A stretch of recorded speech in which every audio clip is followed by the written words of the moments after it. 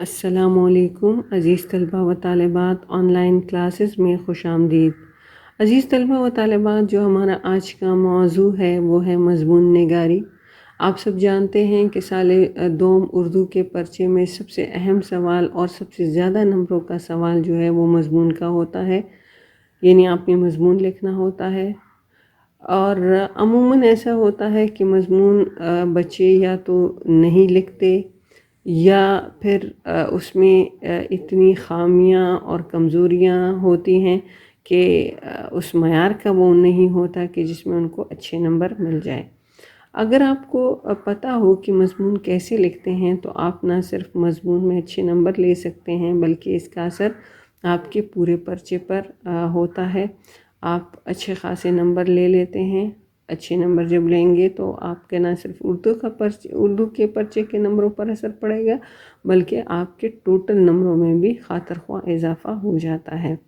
عموماً بچے ہمیشہ جو سوالات مجھ سے کرتے رہتے ہیں مضمون کے حوالے سے وہ یہی ہوتا ہے کہ مضمون کب لکھا جائے، کیا جو ہی ہمیں پرچہ مل جائے تو شروعات ہم مضمون سے کریں، ابتدا ہم مضمون سے کریں، یا پھر آخر میں مضمون لکھیں، یا پھر جب ہم آدھا پرچہ کر لیں تو کیا پھر مضمون لکھیں۔ یہ وہ سوالات ہیں جو کہ اکثر و بیشتر بچے پوچھتے رہتے ہیں۔ عموماً جب آپ شروع میں مضمون لکھتے ہیں تو مضمون لکھتے ہوئے آدھے سے زیادہ وقت اس مضمون لکھنے میں گزر جاتا ہے اور نتیجہ یہ ہوتا ہے کہ باقی پیپر کے لیے آپ کے پاس وقت نہیں بچتا اور نمبر کٹ جاتے ہیں۔ اگر آپ آخر میں مضمون کرتے ہیں تو آخر میں وقت نہیں بچتا، باقی پیپر آپ کر لیتے ہیں اور مضمون رہ جاتا ہے۔ اب وہ کون سی باتیں ہیں کہ جن کو ہم مد نظر رکھیں تاکہ ہم ایک بہترین مضمون لکھ سکیں، بہترین وقت پر لکھ سکیں اور اس طرح سے ہم اچھے نمبر لے سکیں۔ عموماً عزیز طلبہ و طالبات، جب آپ مضمون لکھتے ہیں تو ایک تو جو عموماً دیکھنے میں آتی ہے بات وہ یہ ہے کہ آپ ادھر ادھر تانگ جھانک میں لگے رہتے ہیں اور اس طرح سے کافی وقت ضائع ہو جاتا ہے۔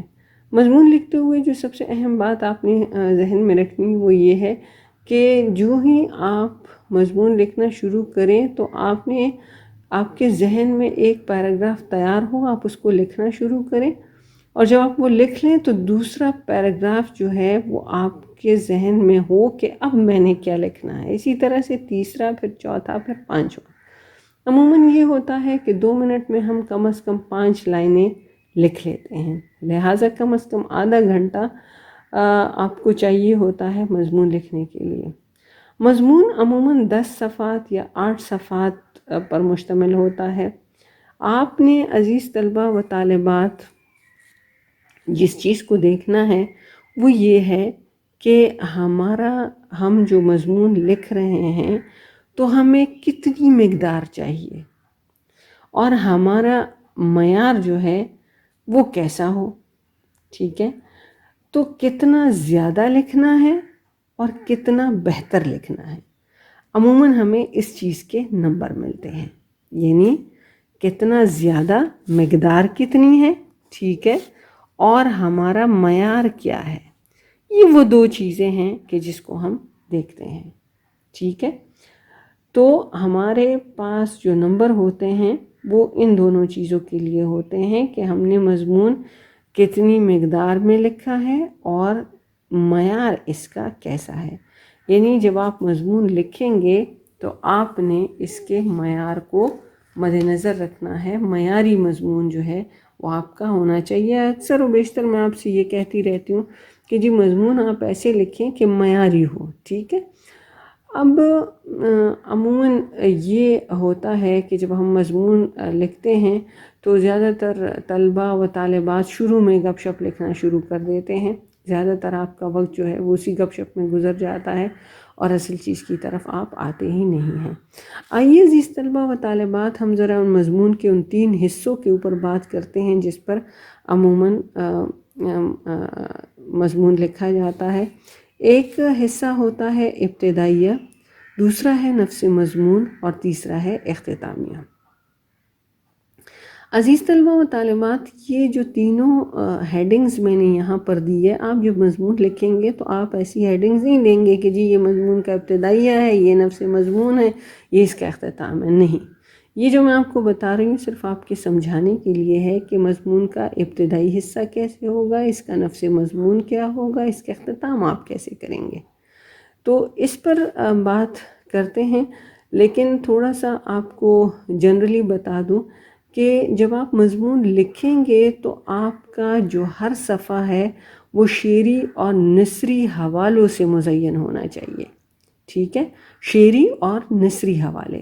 شعری حوالے کون سے ہوتے ہیں؟ یعنی آپ مختلف اشعار اس میں شامل کریں گے. اور نثری حوالے کون سے ہوتے ہیں؟ یعنی قرآنی آیات، احادیث، اقوال یا ضرب المثل وغیرہ آپ اس میں شامل کریں گے. ایک صفحے پر شعری حوالہ آپ دیں اور ایک پر نثری حوالہ دیں. اگر آپ ایسا کریں گے تو آپ کی جو پیپر کی پریزنٹیشن ہے وہ بڑے بہترین انداز میں ہوگی. پھر جو ایک اور اہم بات ہے وہ یہ ہے کہ آپ نے جو پوائنٹس ہیں ان کو آپ نے ہائی لائٹ کرنا ہے. اور ان پوائنٹس کو آپ کیسے ہائی لائٹ کریں گے؟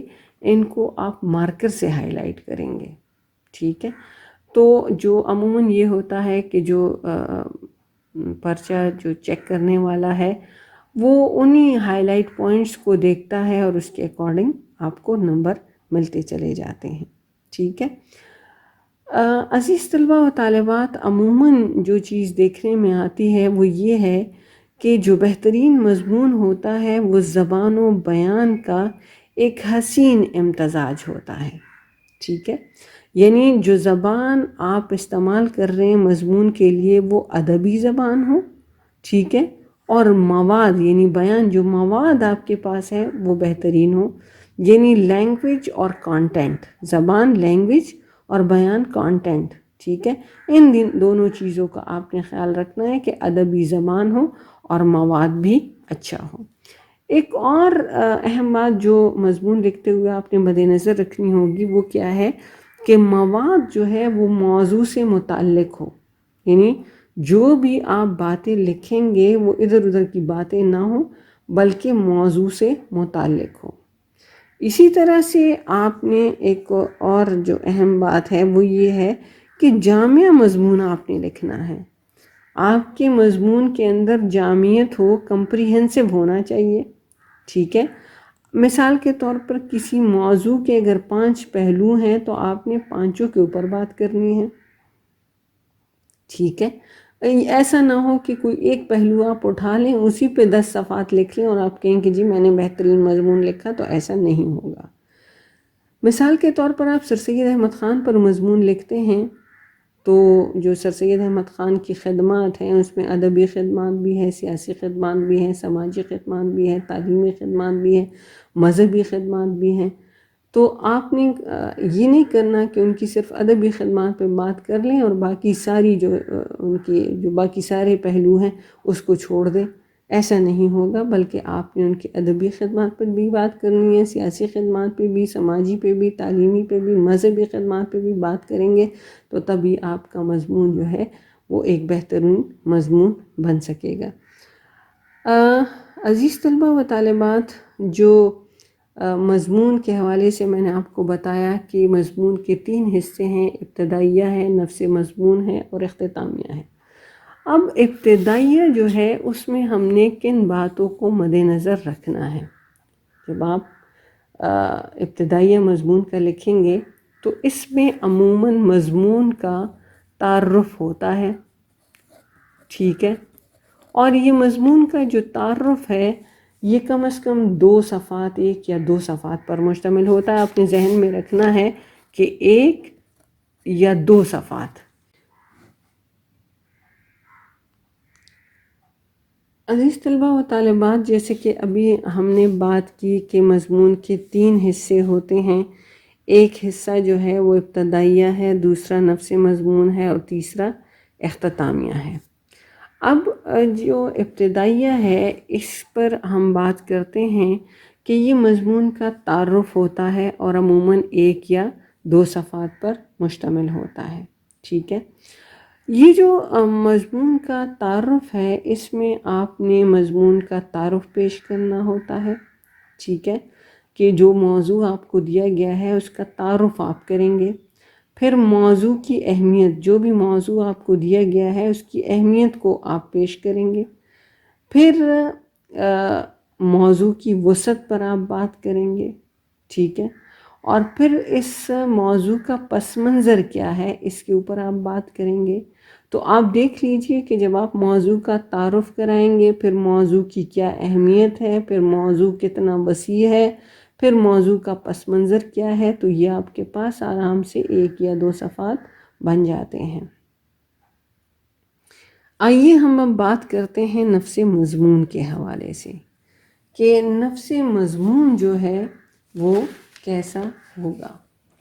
نفس مضمون، آپ عزیز طلبہ و طالبات، جو نفس مضمون ہے وہ 5 یا 6 صفحات، ٹھیک ہے، 5 یا 6 صفحات پر مشتمل ہوتا ہے، ٹھیک۔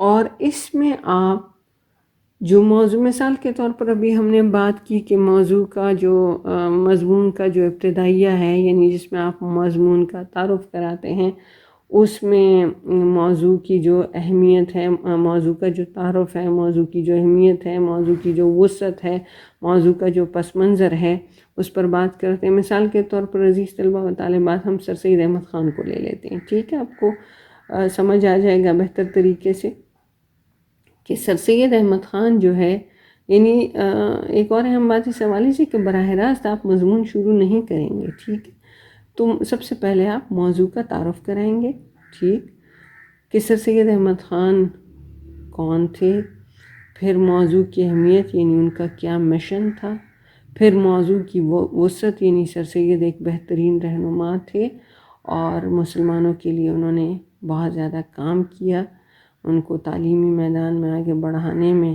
ان کا بہت بڑا کردار ہے، ٹھیک ہے۔ پھر موضوع کا پس منظر کہ سر سید احمد خان نے مسلمانوں کے لیے یہ سارا کام کیوں شروع کیا، کیا وجہ تھی، پس منظر کیا ہے اس کا۔ اسی طرح سے یہ تو اس کی ابتدائی کی بات ہو گئی نفس مضمون کے حوالے سے کہ 5-6 صفحات پر یہ نفس مضمون مشتمل ہوتا ہے۔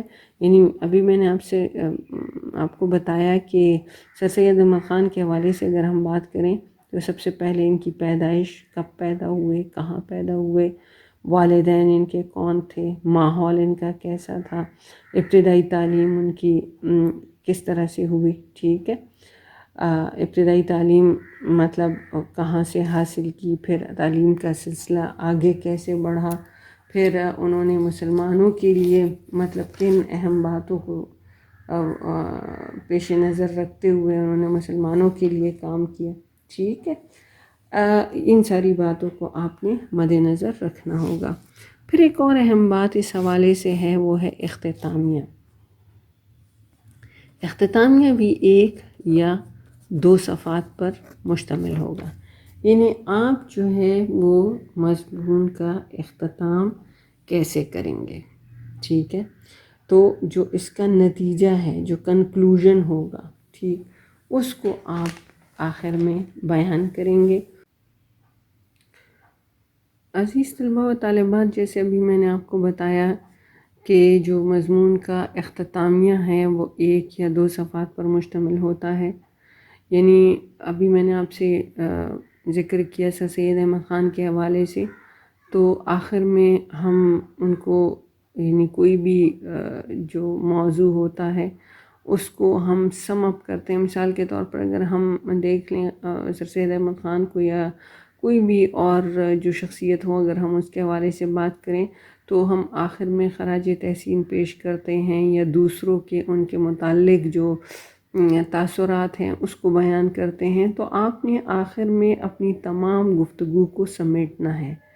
عموماً آپ نے اپنے اساتذہ کو بھی دیکھا ہوگا کہ وہ اپنے لیکچر کو سم اپ کرتے ہیں، اور آپ نے تمام جو گفتگو آپ نے کی اس کو سمیٹتے ہوئے یعنی اختتام کی طرف لے کے جانا ہوگا۔ تمام گفتگو کو آپ نے سمیٹنا ہوگا، اس طرح سے آپ اس کو اختتام کی طرف لے کے جائیں گے، یعنی خراج تحسین بھی پیش کریں گے، دوسروں کے تاثرات بھی بیان کریں گے، یا اگر کوئی اور موضوع ہو تو اس کا اجمالی جائزہ جو ہے وہ پیش کریں گے، اور اس طرح سے آپ اپنے مضمون کو اختتام کی طرف لے کے جائیں گے، تو تب ہی آپ کا ایک بہترین مضمون بن سکتا ہے۔